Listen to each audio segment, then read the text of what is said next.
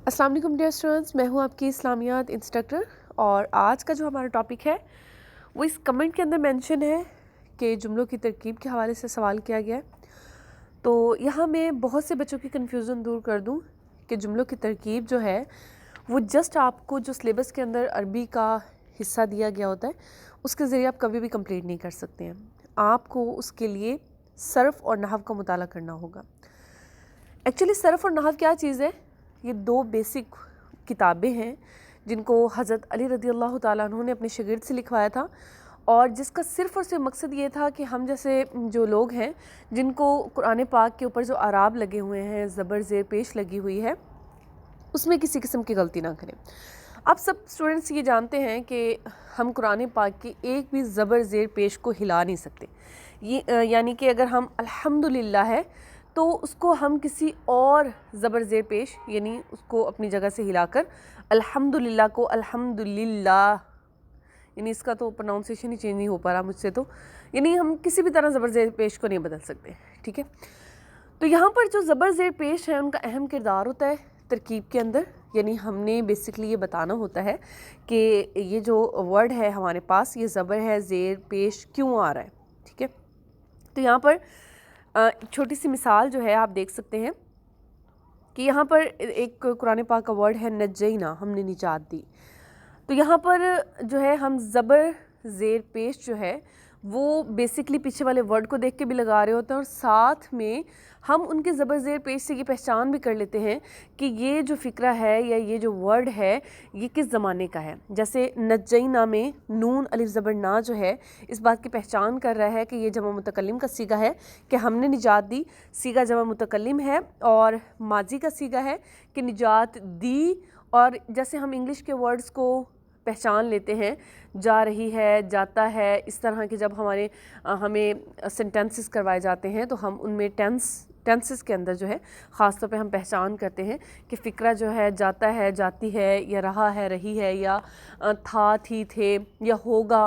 तो इन वर्ड्स के ज़रिए हम जैसे पहचान कर लेते हैं, सेम तरकीब के अंदर अरबी के अंदर ऐसा ही होता है। तो यहाँ पर इसको सर्फ़ी और नहवी बहस कहा जाता है। ठीक है, तरकीब के अंदर ये सबसे ज़्यादा मायने रखती हैं, और इसकी बेसिक्स जो है वो जब तक हम सर्फ़ नहव नहीं पढ़ते हमें पता नहीं चलती। और आपकी जितनी भी बुक्स होंगी अरबी की तो वहाँ पर आपने देखा होगा कि सबसे पहले इसम फ़ेल की तारीफ़ दी जाती है, इसम फ़ेल और हर्फ़ की तारीफ़ दी जाती है।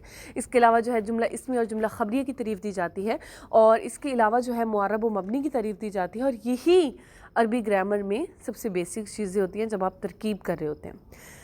अब यहाँ पर जो है ना, मैंने एक इंग्लिश के फ़िक्रे को आपके लिए मेंशन किया है। जैसे I am going to school, English में ये जब फ़िक्रा हमें कोई टीचर दे देता है तो हमें बताना होता है कि इसमें सब्जेक्ट कौन सा है, ऑब्जेक्ट कौन सा है और वर्ब कौन सा। जैसे गोइंग जाना वर्ब है। ठीक है, अब अरबी ज़ुबान में इस वर्ब को, ये जो वर्ड है वर्ब, इसको मस्दर कहा जाता है।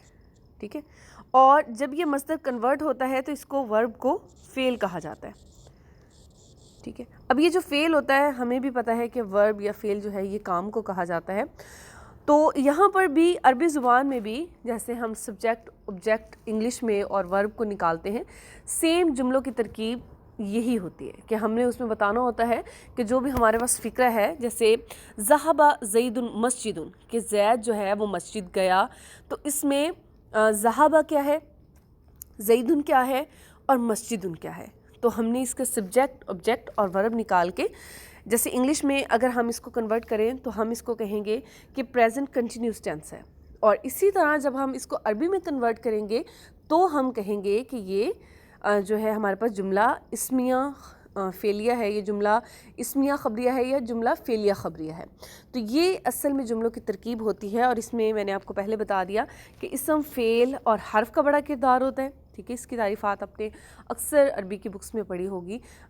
यहाँ तक कि MA अरेबिक या MA इस्लामियात जब आप कर रहे होते हैं तो वहाँ पर भी आपको सबसे पहले इसम फ़ेल हर्फ यानी कलमे की इक़साम, और उसके बाद जो है आपको जो है इनकी अलामात और इनके फंडामेंटल्स, इनके कवानीन, ये बेसिक चीज़ें जो हैं आपको इसम फ़ेल के और हर्फ के हवाले से सिखाई जाती हैं।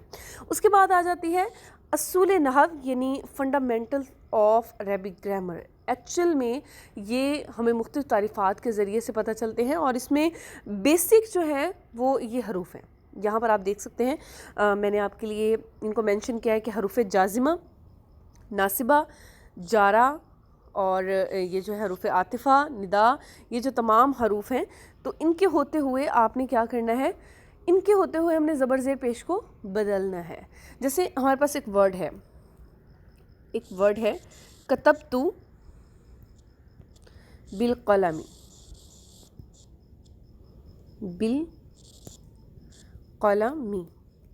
اب یہ جو لفظ ہے کتبت بالقلم کہ میں قلم کے ساتھ لکھتا ہوں، ٹھیک ہے، تو یہاں پر با جو ہے یہ حروف جارہ ہے، ٹھیک ہے، یہ ڈھونڈنا ہوتا ہے ہمیں، اور یہ آ کر اس کے نیچے زیر لا رہا ہے، ٹھیک ہے. کتبت بالقلم، ویسے لفظ قلمن بھی ہوتا ہے، زیدن بھی ہوتا ہے اور قلمہ بھی ہو سکتا تھا، لیکن صرف با آنے کی وجہ سے جو ہے اس کے نیچے زیر لگتا ہے. تو یہ اصل بیسک جو ہے اس کو کہتے ہیں جملوں کی ترکیب، یعنی ان کو بتانا کہ یہ جملہ جو ہے اگر ہم نے زبر لگائی ہے تو کیوں لگائی ہے، زیر آیا ہے تو کیوں آیا ہے، اور یہ جو ہے کس زمانے سے تعلق ہے، اس میں کتنے لوگوں کا ذکر ہے، اور یہ متعلق کس کے ساتھ ہے، اور یہ جملہ کس چیز کا ہے، یعنی یہ کسی نام کی خبر دے رہا ہے یا کسی کام کی خبر دے رہا ہے. تو اصل میں کسی بھی جملے کا کام یا نام کے حوالے سے بتانا کہ یہ کس چیز کی خبر دے رہا ہے، اس کو ترکیب کہا جاتا ہے. لاسٹ میں یہ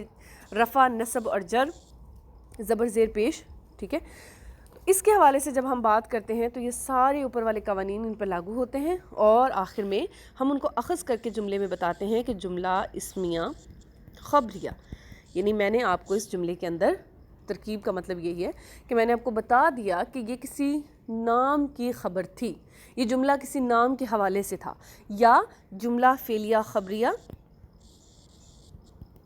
اور یا جو ہے یہ کسی کام کی خبر دینے والا جملہ تھا، ٹھیک ہے. یہ دو بیسک چیزیں ہوتی ہیں جو ہم جملوں کی ترکیب کے اندر کرتے ہیں.